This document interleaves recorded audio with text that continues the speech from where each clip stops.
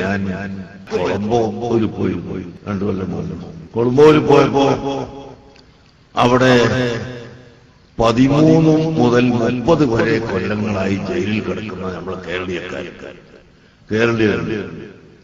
അതിൽ ലത്തീഫ് എന്ന് പറയുന്ന ആളുണ്ട്, അഹമ്മദ് എന്ന് പറയുന്ന ആളുണ്ട്, മുഹമ്മദുണ്ട്, രാമനുണ്ട്, ഗോപാലുണ്ട്, പലരുമുണ്ട്. ഞാനവിടെ ചെന്ന് നടന്നപ്പോ എങ്ങനെയോ നമ്പർ സംഘടിപ്പിച്ച് ജയിലിൽ നിന്ന് വിളിച്ചു എന്നെ വിളിച്ചു. ഞങ്ങൾ 30 കൊല്ലമായി ജയിലിൽ കിടക്കുന്നു.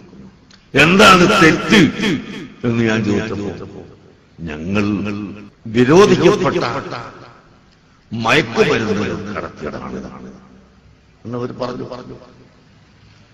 എന്നാലും 30 കൊല്ലമൊക്കെ ജയിലിൽ മയക്കുമരുന്ന് കടത്തിയതിനും ഞാനവിടുത്തെ ആഭ്യന്തരമന്ത്രിയുമായി ജയിൽ മന്ത്രി കണ്ടുകൊണ്ട് തന്നെ അയാളുമായി ബന്ധപ്പെട്ട് നമ്മളിവിടെ സമ്മേളനത്തിലൊക്കെ വന്ന് വേറൊരു മന്ത്രിയുണ്ട്, അദ്ദേഹം മുഖേന ബന്ധപ്പെട്ട് ഉച്ചക്ക് ഞങ്ങളൊരു ഭക്ഷണം ഏർപ്പാട് ചെയ്ത് അവിടെ എനിക്ക് സംസാരിച്ചിട്ട് ഞാൻ പറഞ്ഞു, നിങ്ങൾ ഈ ആളുകളെ കൊണ്ട് വിട്ടയക്കണം, ഇന്ത്യയിൽ വിട്ടയക്കണം.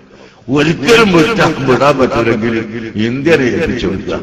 എന്നാലും മുമ്പോട്ട് അള്ളാഹുവിന്റെ തൗഫീഖ് കൊണ്ട് ആ 33 ആളുള്ളതിൽ ഒരു 10 ആളുകളിൽ മാത്രം കഠിന തെറ്റുള്ളവരെ ഇന്ത്യ ഗവൺമെന്റിന്റെ ജയിലിലേക്ക് വിട്ടുകൊടുത്ത് ബാക്കിയുള്ളവരൊക്കെ അവർ വിട്ടയച്ചു.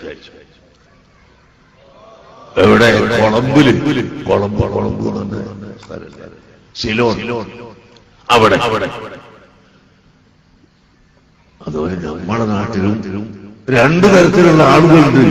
എല്ലാ കുറ്റുള്ള ആളുകളെയും വിട്ടയക്കാൻ പറയാനൊന്നും നമുക്ക് പറ്റുകയില്ല, വിടുകയില്ലല്ലോ.